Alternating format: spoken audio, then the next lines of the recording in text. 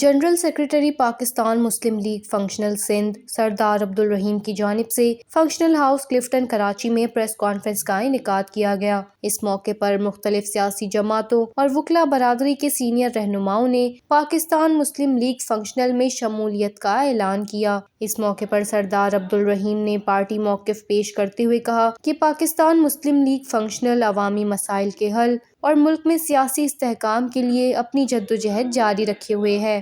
جس طرح سے آج شمولیت ہوئی ہے یہ بڑی خوش آئند بات ہے، اور ہم چاہتے ہیں کہ پورا کراچی جو ہے پاکستان مسلم لیگ فنکشنل کو اپنا سیاسی پلیٹ فارم بنائے، اور کراچی کے مسائل پاکستان مسلم لیگ فنکشنل جس بہتر طریقے سے سمجھتی ہے اور اس کے حل کرنے کی کوشش کر سکتی ہے۔ پاکستان مسلم لیگ فنکشنل ہی واحد وہ جماعت ہے جو کہ کراچی کے زخموں پر مرہم رکھ سکتی ہے۔ ہمیں امید ہے کہ زیادہ سے زیادہ لوگ شامل ہوں گے تاکہ ہم ایک بھرپور طریقے سے قوت کے ساتھ کراچی کے مسائل کو حل کرنے کی کوشش کریں گے۔ کراچی کی طلباء کی سیاست ہو یا عملی سیاست ہو، الحمدللہ اس شہر میں اپنا ایک کردار ہم نے ادا کیا ہے۔ تو آپ حضرات کے سب کے سامنے ہے کہ کراچی اس وقت لاوارث بالکل ہو گیا ہے۔ کراچی کا سیاسی ولی وارث کوئی نہیں ہے۔